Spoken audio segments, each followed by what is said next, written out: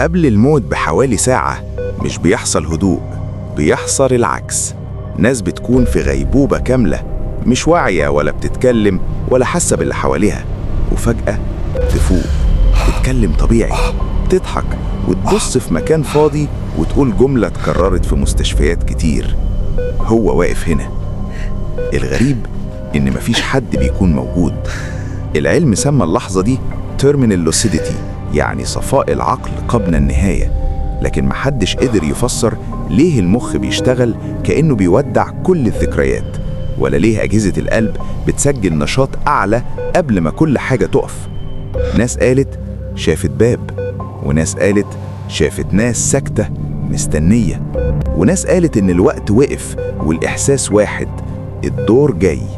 لو الفيديو ده وصل لك ما تنساش تشترك في القناة وتكتب رأيك في كومنت ولايك وشير، وفي الآخر ربنا يرحم جميع أمواتنا جميعاً.